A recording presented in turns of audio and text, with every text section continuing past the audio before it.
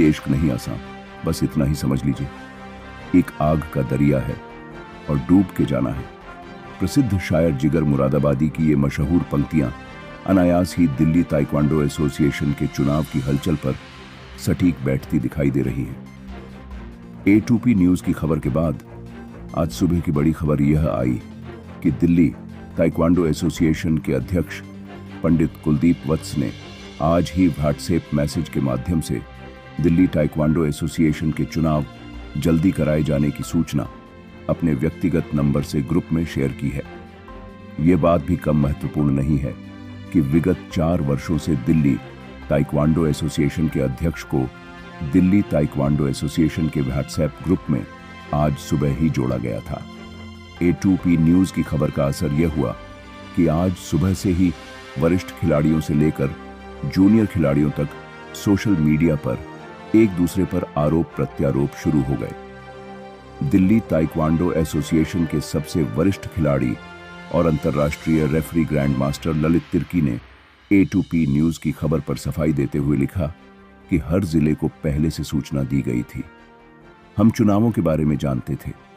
सभी पदाधिकारियों को जिलों के प्रतिनिधियों द्वारा सर्वसम्मति से चुना गया था।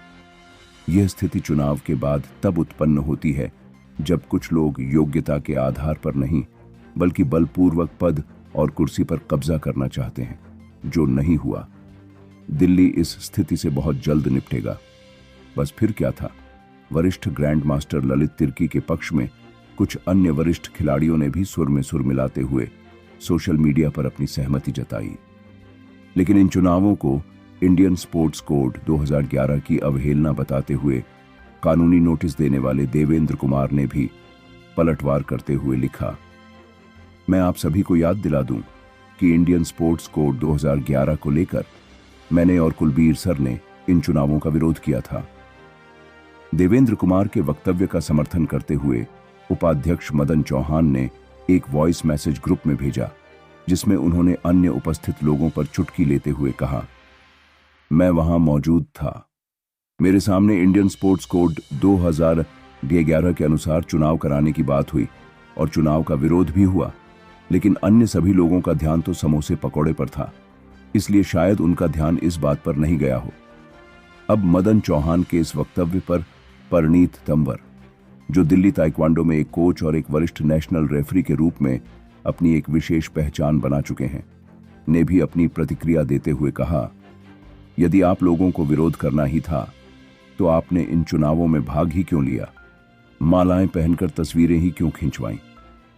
बात बढ़ते बढ़ते यहां तक पहुंच गई कि ताइक्वांडो के परस्पर सम्मान के बेसिक प्रिंसिपल को भी नहीं बख्शा गया और एक जूनियर खिलाड़ी ने यहां तक कह दिया कि आप लोग अपनी खींचतान अपने तक रखिए, कहीं हम जूनियर और छोटे बच्चे आपको जवाब देने को मजबूर ना हो जाएं। खुले मंच से दिल्ली ताइक्वांडो एसोसिएशन की हो रही छीछालेदर को ध्यान में रखते हुए हालांकि ग्रुप में डैमेज कंट्रोल के लिए सोशल मीडिया ग्रुप पर मैसेज करने पर रोक लगा दी गई थी।